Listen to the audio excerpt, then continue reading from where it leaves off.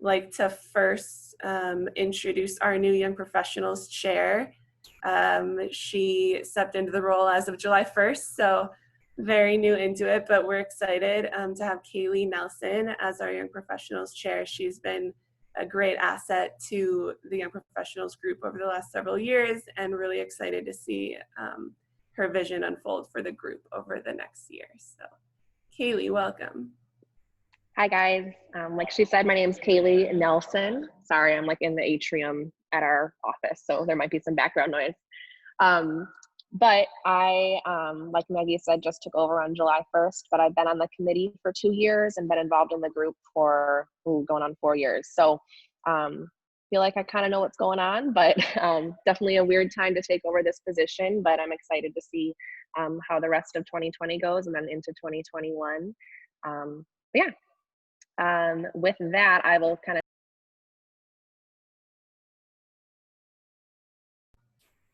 Kaylee, you're muted. Whoops, sorry. Was I muted that whole time or just that last second? No, just the last bit. Okay. Technology. I was just saying with that, I'll turn it over to Erin to kind of let us know what's going on with the school district and give us some updates on their plans moving forward with this pandemic. Hello, I'm Dr. Aaron Engel. Thank you for inviting me here. I think when I looked at the age range of the individuals invited to the Young Professionals group, I have just aged out, which is sad to me, but that happens over time, I guess, huh? So I was hired as the superintendent for the school district of La Crosse, starting on July 1. So I've been on the job for 8 days and more than a few things to tackle right off the bat. A little bit about me. I have a wonderful wife, Lisa, and 2 children, Camille, who is 8 years old, about to be 9, will be going into 4th grade, and Wesley, who is just turned 6, and he'll be going into 1st grade. So I have young children, and that has definitely opened my eyes to different aspects of education that I had not fully grasped before. So that's been a real benefit for me. I love learning myself and have spent a lot of time doing so. I went to UW-Madison after high school to become a biochemist and find the cure for cancer. Needless to say, that didn't go well. I found out research was not for me. I couldn't sit in the lab all day and talk to the same 8 people. And so I ended up going back to school to become a teacher. And I went to UW Stevens Point for that. I got my teaching degree and a biology degree as well. And then started teaching. I taught for 3 years in the Adams Friendship School District as a high school life science teacher, teaching AP biology, anatomy and physiology, and general biology. And then I taught for a year in the Rosholt School District, teaching similar courses, as well as middle school, which was eye-opening as well. I have had an interest in leadership since high school, and I pursued my administrative license pretty quickly, and after 4 years of teaching, became a principal in the Auburndale School District in central Wisconsin, and of a middle and a high school. And that was an awesome experience, and that propelled me on to pursue the superintendency. And for the last 5 years, I've been the superintendent of the Gale Ettrick Trempealeau School District, just north of La Crosse here. And a wonderful place to work, but looking for more opportunities to advance equity in schools. I returned to school to get my PhD from UW-Madison, and that really spurred me on to think about students with disabilities, students of color, LGBTQ community, and other historically marginalized groups. And so my professional goals have related around advancing equity for all students in education. And that presented itself as an opportunity here in the La Crosse School District, along with just the incredible opportunities present in La Crosse. I've been in this area for 5 years and just incredibly impressed with the community connections between the school district and the university and Western and Viterbo, as well as with the medical field, Gunderson and Mayo, and all the community opportunities through the Boys and Girls Club, the YWCA. It just seems like an incredible place to be and to work. And so I'm thrilled to be here in La Crosse.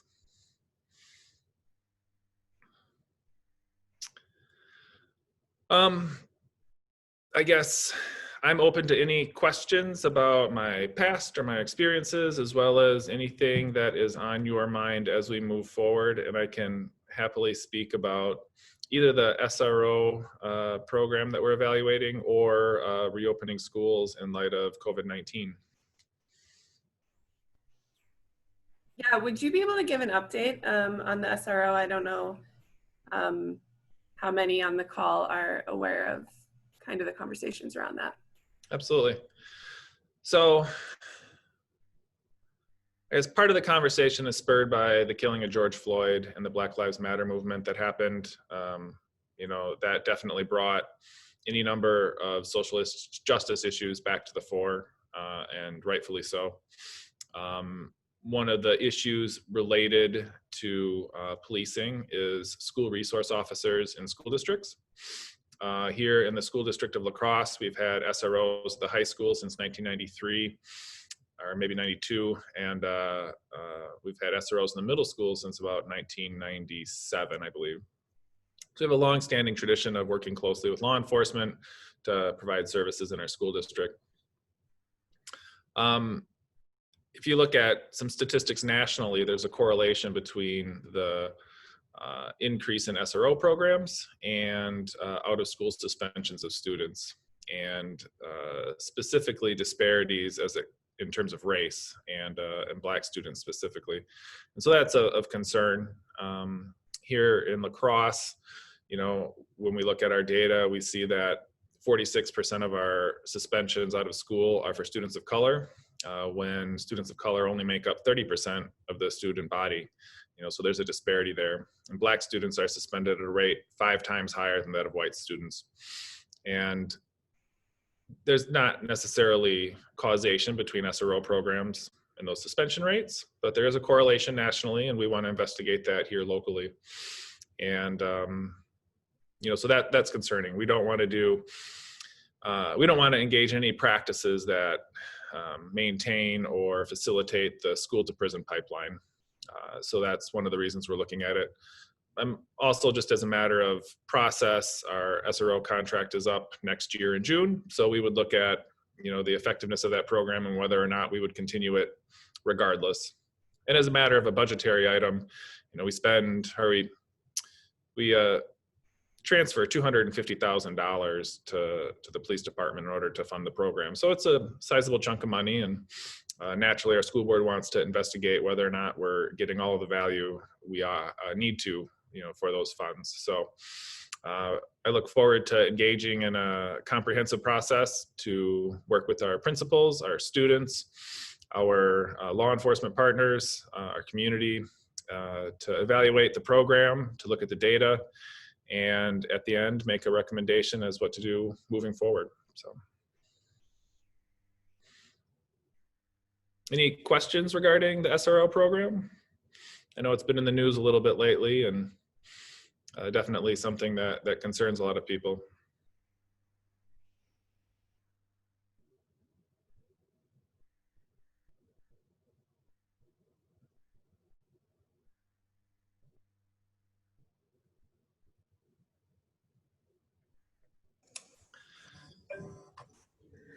Hi, Erin. This is Beth Thomas from Dairyland Power.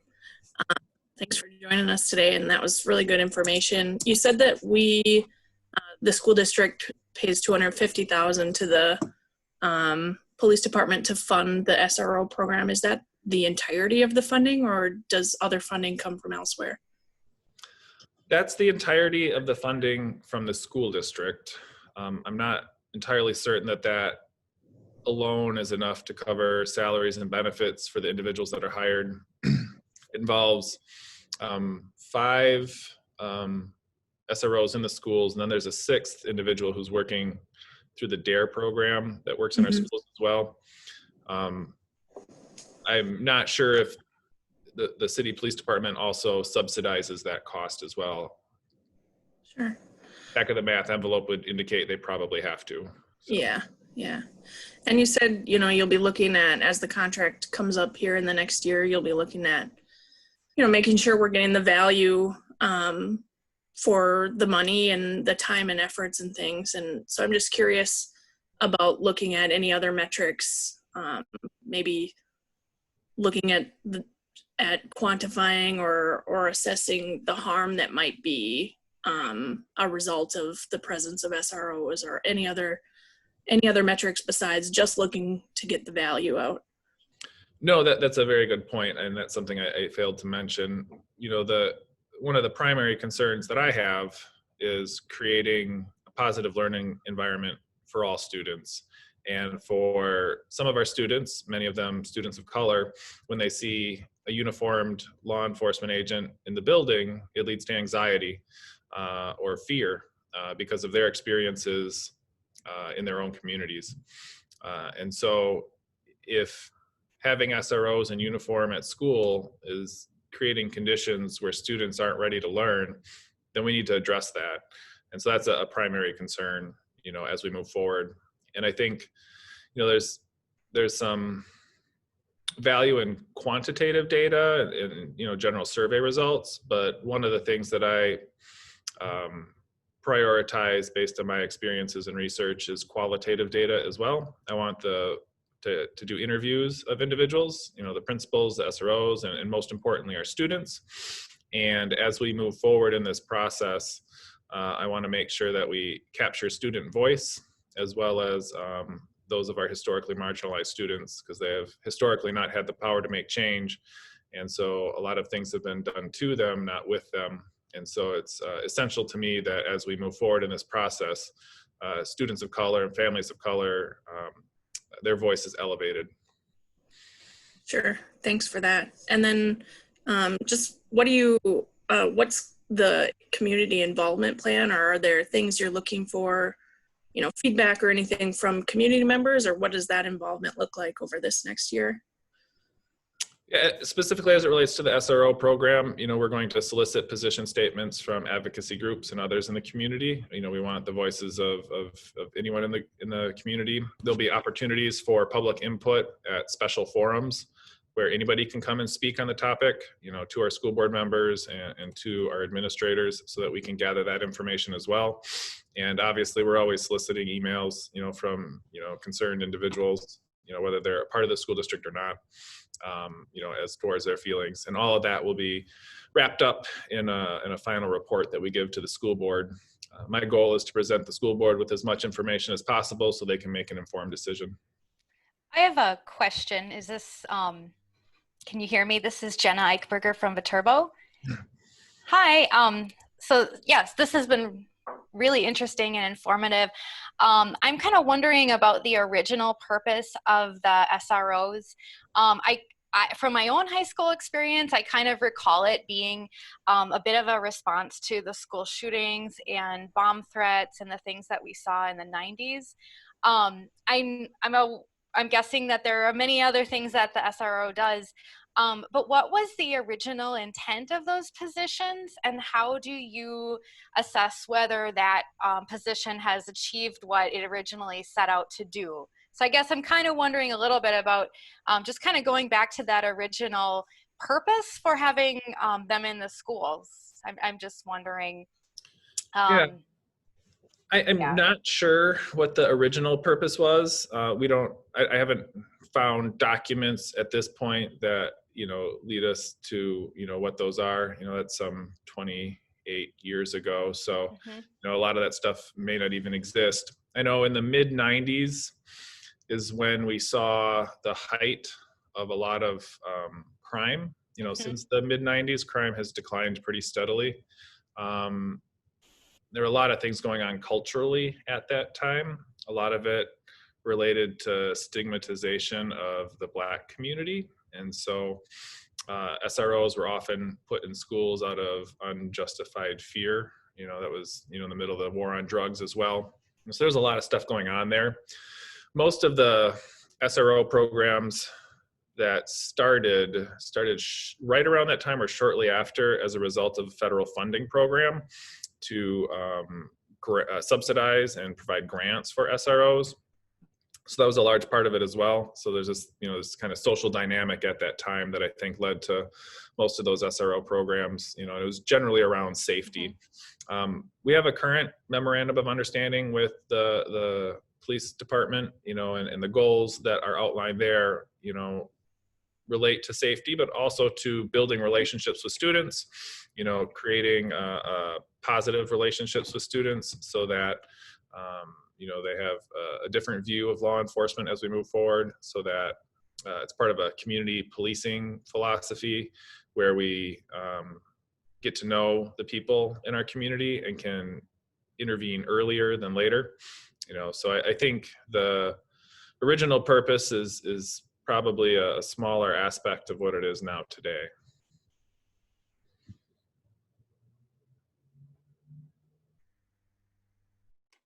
Thank you. That makes sense too, with changing dynamics and yeah, and I just remember that from my own experiences kind of being a very big issue about how do you kind of ensure the safety of the schools. And so I think that was probably one response. Absolutely. And we saw an increase in SRO programs after Columbine. And then, after Newtown and Parkland, we've added a lot more physical safety features than we may not have had in the past. And for some that's, if we've spent, millions of dollars on physical safety of our schools, do we need a uniformed person there any longer? Maybe some of those factors are mitigated. That's a question that some people have. We also have seen, other factors that have arisen over, these last 30 years that affect whether or not, SROs are more or less useful today than they were at that time. How many SROs are in the La Crosse School District? There's one in each secondary building. So we have one in each high school and one in each middle school. So that's 5. And then there's a DARE officer that I believe's through not the city police department, but through the sheriff's department, through the county, that provides services at the elementary level. And there's a lot of different models out there. When I was a superintendent in Gale Ettrick Trempealeau, we did not have an SRO or even a police liaison. We just called law enforcement when we needed it. And we developed good partnerships and figured stuff out, but there wasn't a formal relationship. When I was a principal in the Auburndale School District, we had a police liaison with the sheriff's department, and she'd stop in for about an hour or two once a week. And then when we needed her for specific issues, she would show up, or they'd send another officer if she wasn't available. So there's lots of different models for how law enforcement interacts with school districts.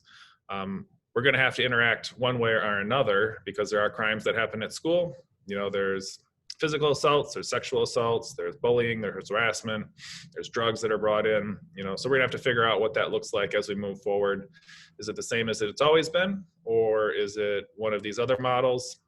Would community social workers be able to fill some of those roles? Would cultural liaisons be able to fill some of those roles? Or, is the nature of the need such that we need to continue a similar relationship as we've had in the past? So I think the idea is just to really investigate the issue, get the perspectives of all the individuals involved, and provide a recommendation to the school board that will meet our needs moving forward in this environment.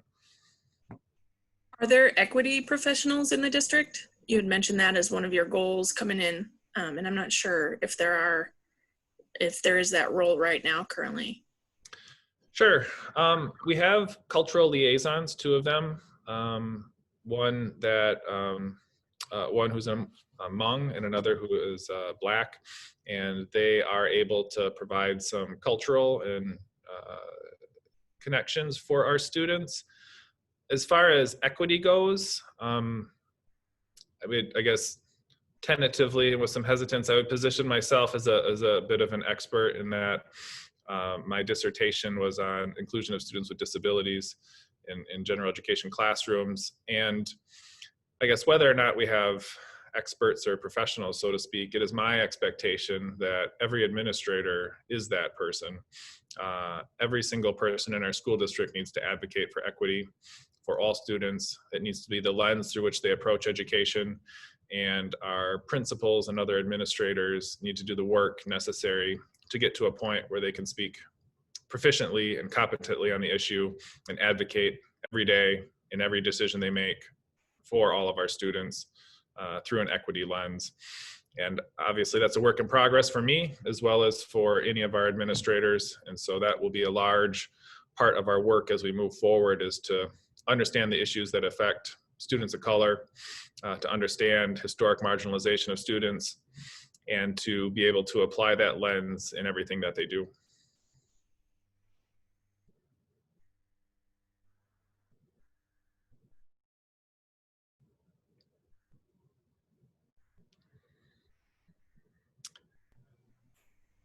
Any other questions on the SRO? Oh, so go ahead.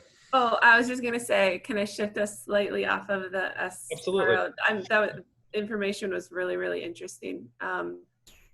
But I know I at least am curious what conversations are happening in the La Crosse School District about coming back to school in the fall. What is that going to look like? Face coverings mandated, all of that sort Absolutely. of, yeah, keeping schools safe. What does that look like? I can tell you that for myself and the other administrators in schools across the state and nation, like, we have literally thought of nothing else every waking moment since March 18th.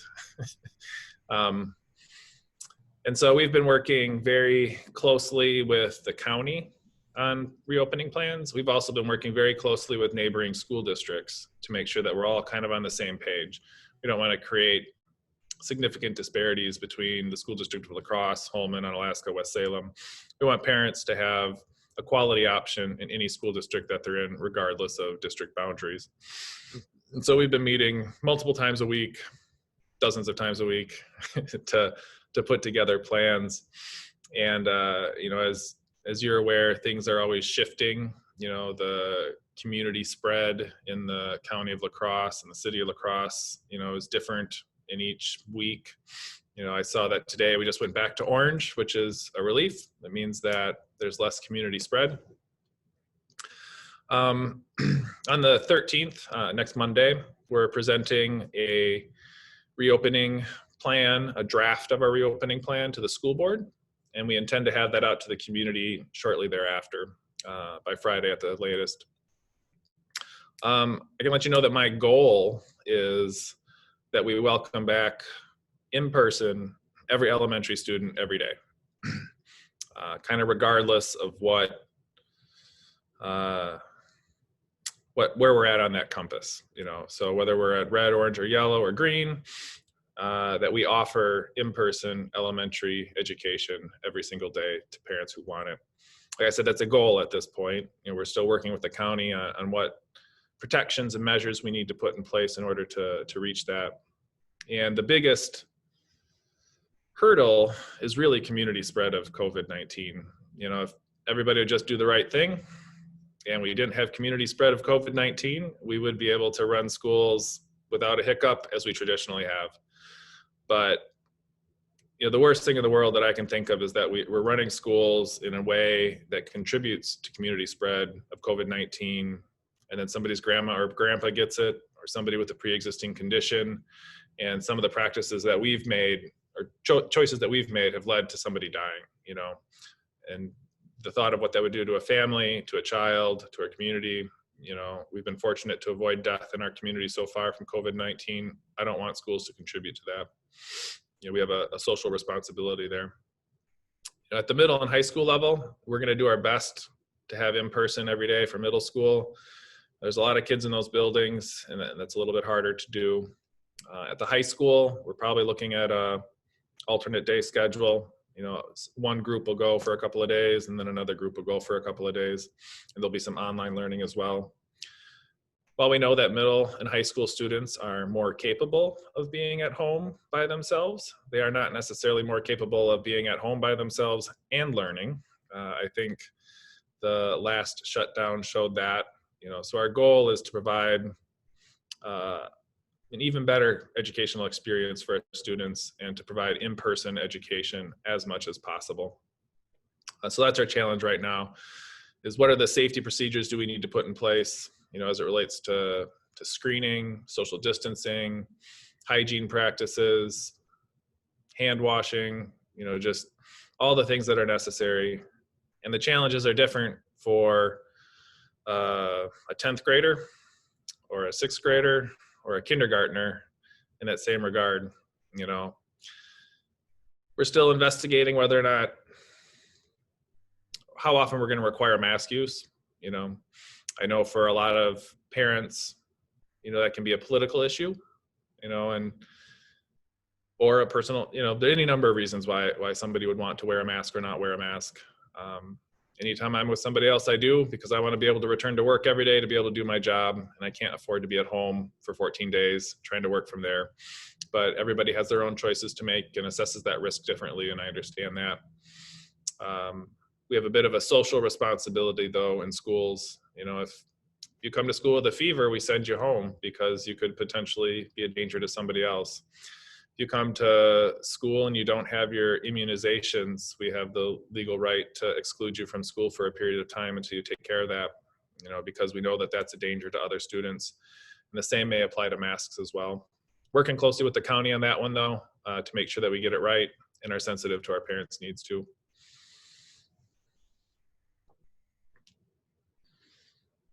Any questions on reopening? I know that's huge. I'm sure some of you have children, maybe young children, maybe need to get to work, maybe need to be more productive at home, just get them out of the house. I'm sure that's a concern for many. It is for me.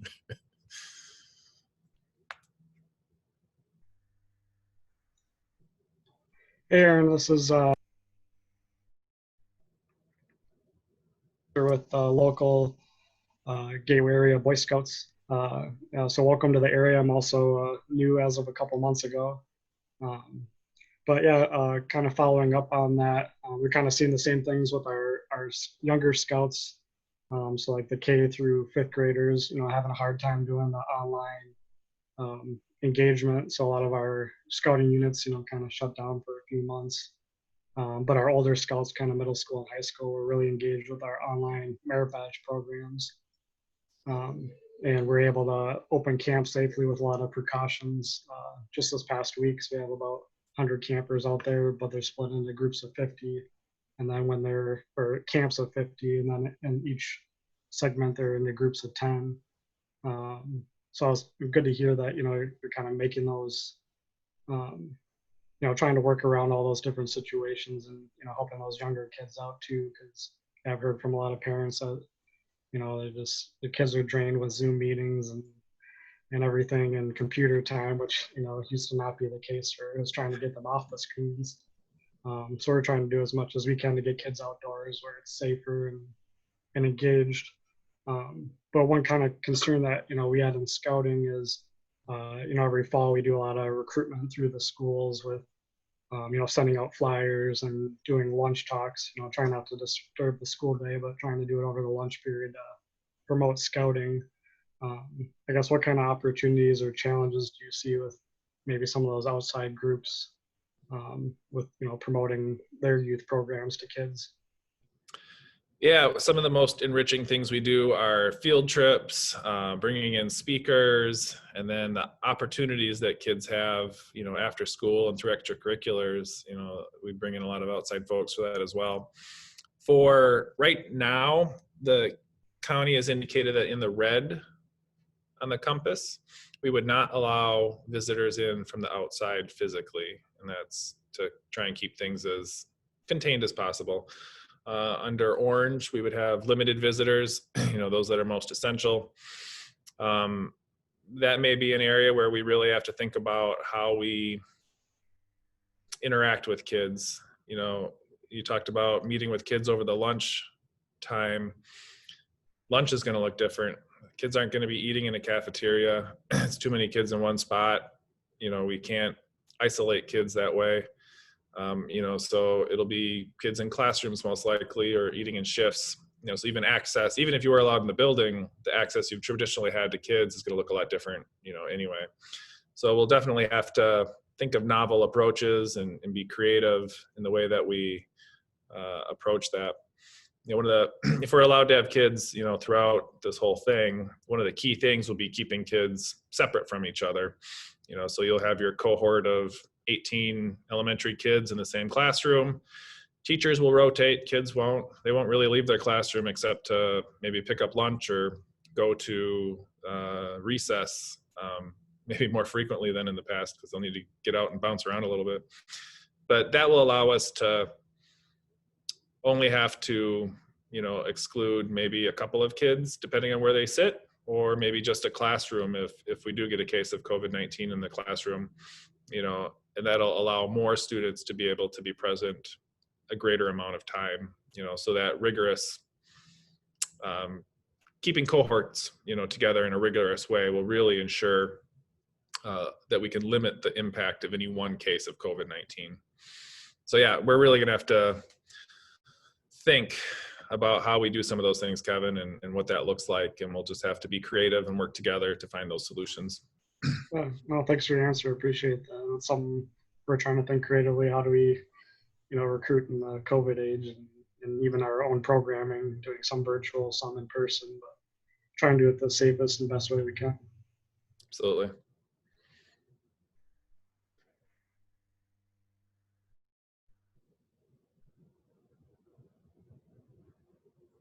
Any other questions regarding reopening?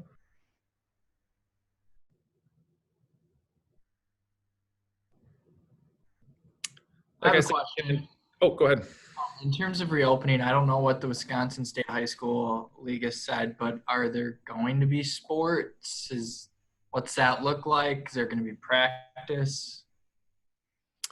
Yeah, the WIAA, Wisconsin Interscholastic Athletic Association, is putting together their recommendations for fall sports as we speak. That is an area where people feel passionately about in our community. I'm not so worried about the community as I am about our students, particularly in terms of the mental health effects of not having sports and the connections to schools that kids have through sports.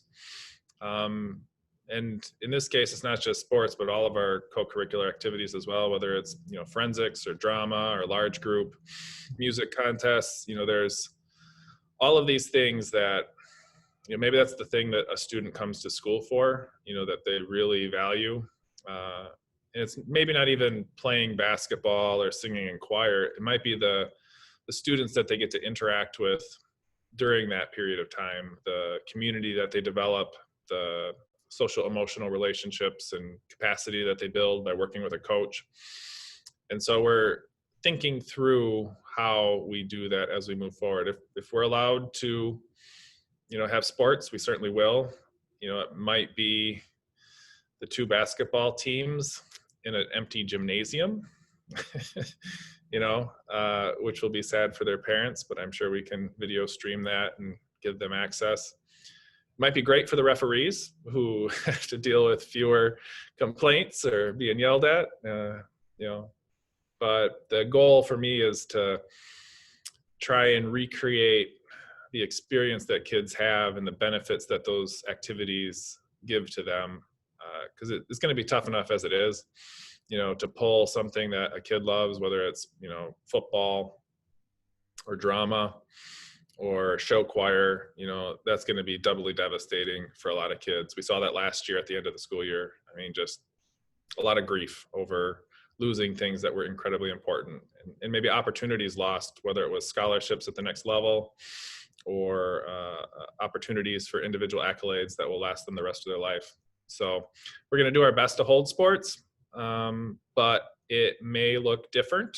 And if we can't, then we're looking at ways that we can continue to facilitate that community building, that skill development for students in unique ways. Thank you. Absolutely.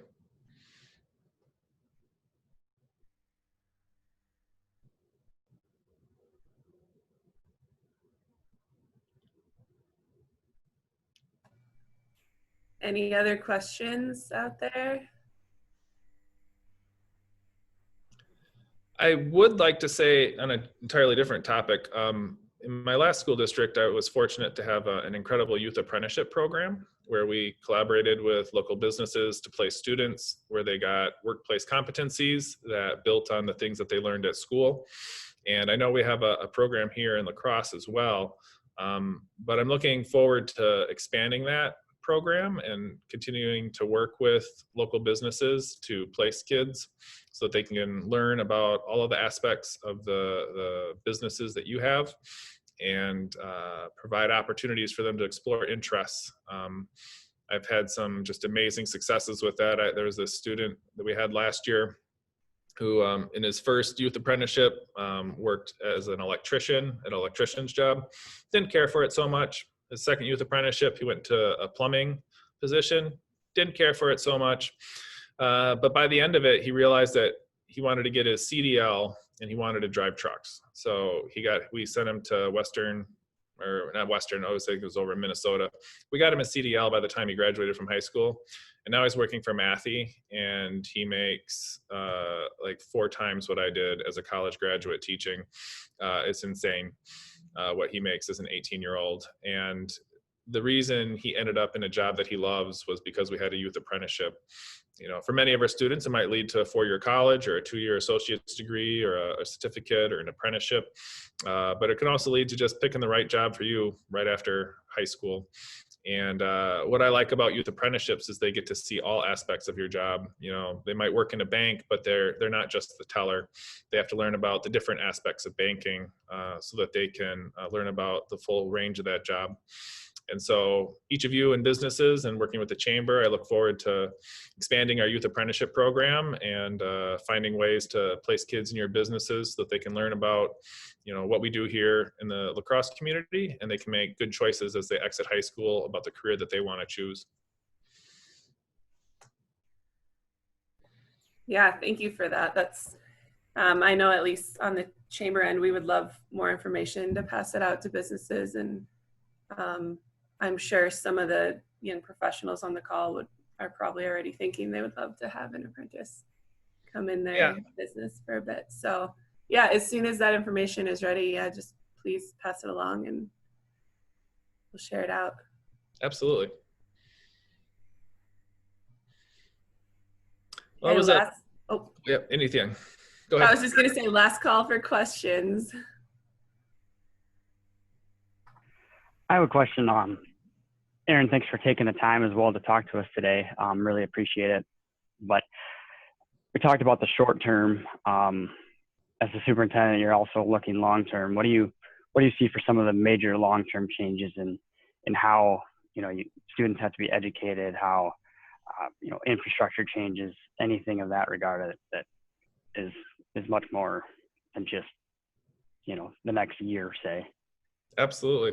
My biggest goals are equity and excellence, so to speak. I want to create a school system where the conditions of your birth or the characteristics you bring to school do not determine your outcomes. You know, so I want all students to be able to realize their potential as they move forward.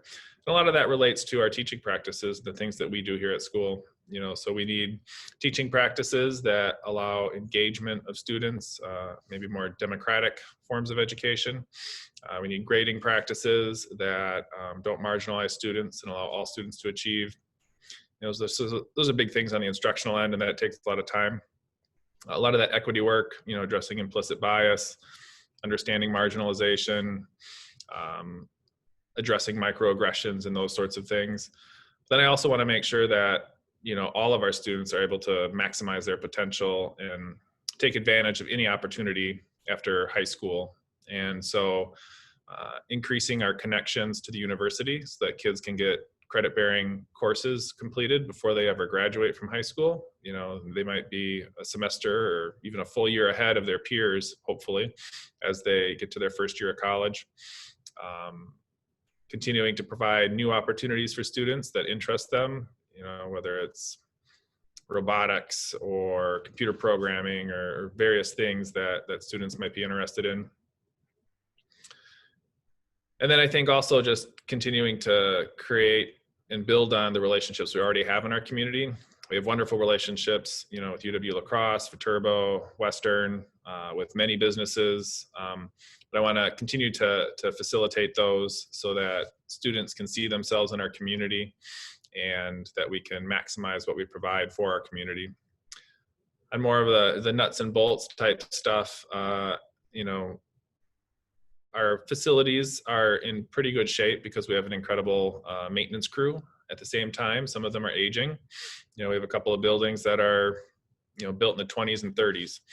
And so we need to address a kind of a long-term strategic facility plan and how we move forward. We also have declining enrollment. And so our buildings are a little more empty than they used to be. We have a little more space, and teachers are good at filling that up.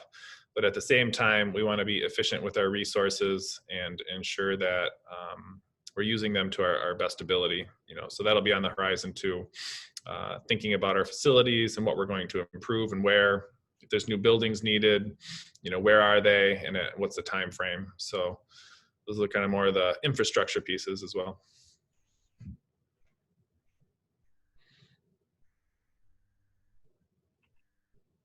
Awesome. Thank you. Yes.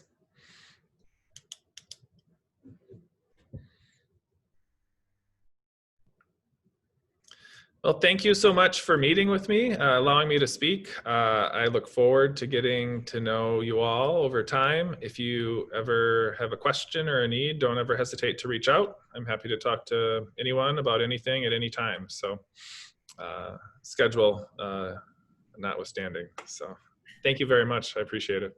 Thank you. Thank you for taking the time and speaking with us this afternoon. And we'll share out your contact information if you're comfortable with that. Absolutely.